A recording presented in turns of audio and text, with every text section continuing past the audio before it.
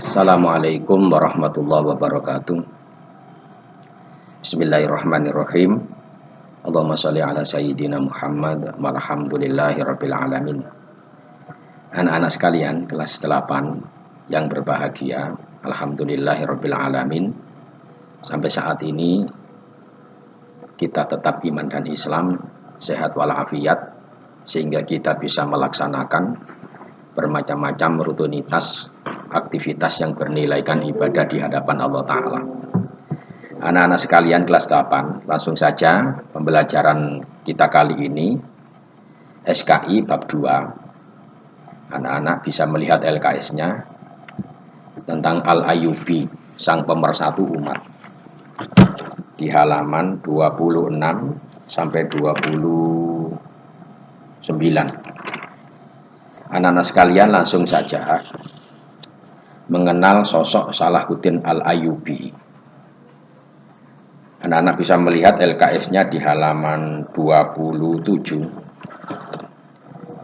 Memiliki nama lengkap yaitu Abul Mudzaffar Yusuf bin Najmuddin Ayyub bin Sa'di, yang bergelar Sultan Al-Malik An-Nasir. Itu nama lengkap yang dimiliki oleh beliau, Salahuddin Al-Ayyubi.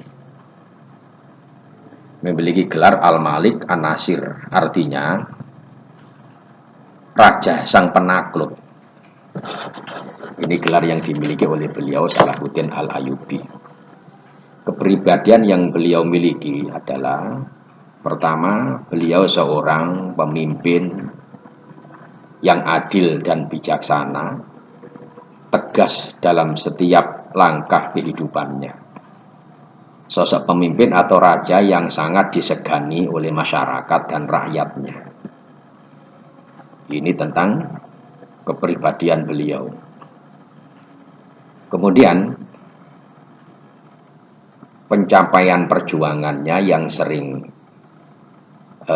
kita pelajari sebagaimana pada pertemuan yang lalu, bahwa beliau telah berhasil menguasai Baitul Maqdis dari tangan kaum penjajah ketika terjadi perang salib atau perang melawan orang-orang Kristen, di mana pada saat itu ketika puncak peperangan terjadi, orang-orang Kristen merebut Baitul Maqdis dari kekuasaan orang Islam.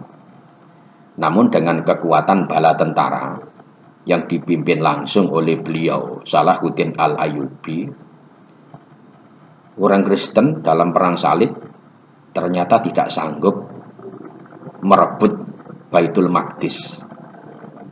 Maka secara otomatis Baitul Maqdis tetap dimiliki oleh pasukan Muslim pada saat itu, yang dipimpin langsung oleh seorang panglima perang yang tidak asing lagi dalam dunia Islam, yaitu Salahuddin Al-Ayyubi, atau yang dikenal dengan istilah panggilan singkatnya yaitu Al-Ayyubi.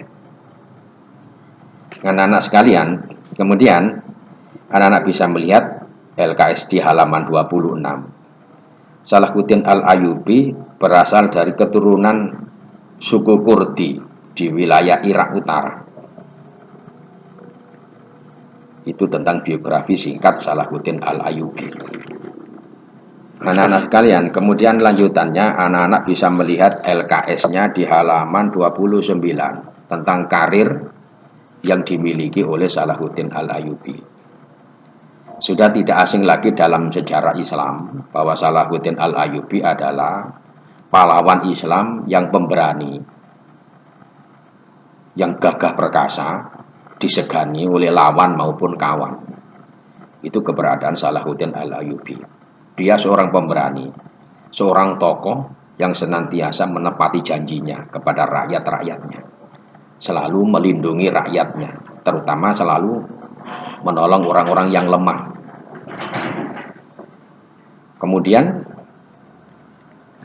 yang dimiliki oleh Salahuddin Al-Ayyubi yaitu diantaranya musuh-musuh Salahuddin Al-Ayyubi mengakui, jadi semua musuh-musuh Salahuddin Al-Ayyubi mengakui tentang sifat, karakter, jiwa kesatria, akhlak mulia, memuliakan tamu, tidak pernah khianat, selalu memberi maaf kepada orang yang bersalah.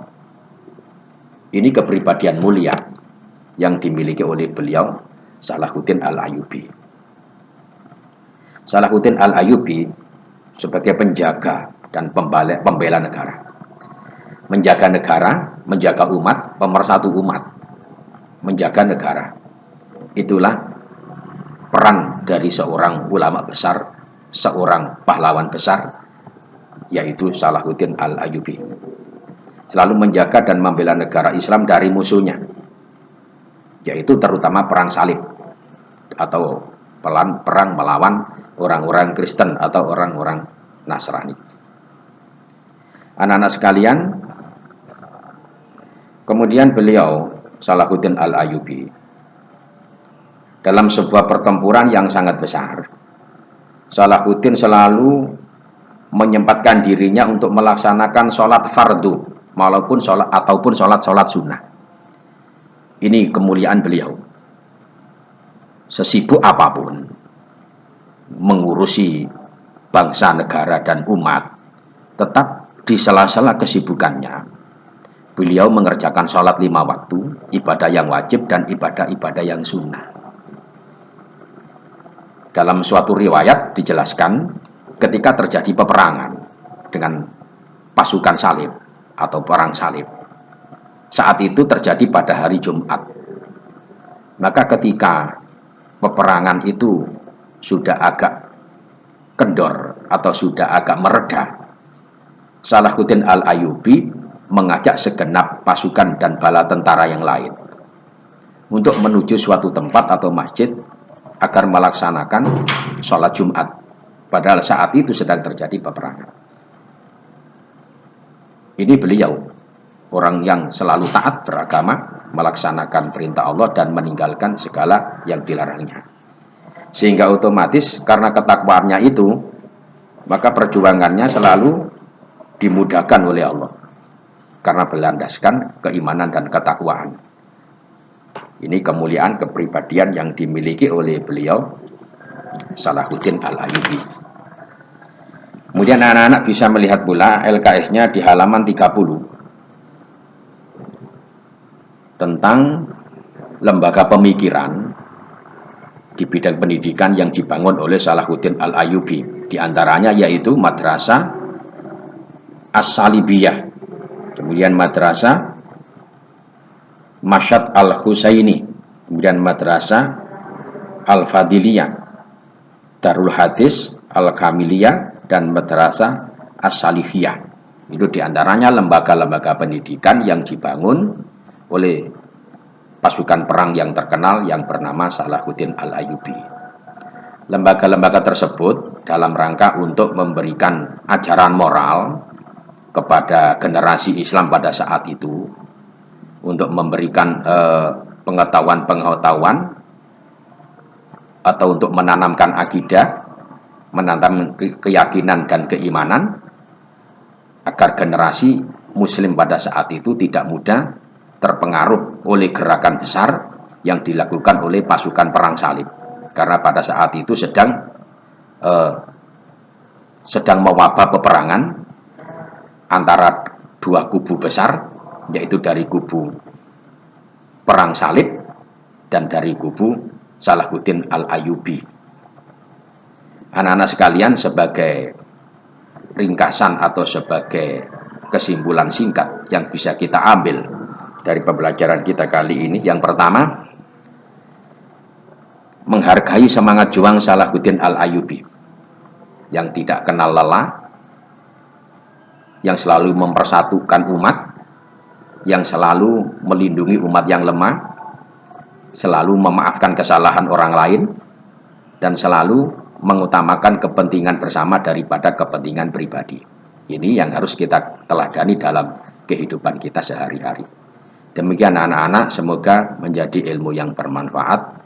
Wassalamualaikum warahmatullahi wabarakatuh.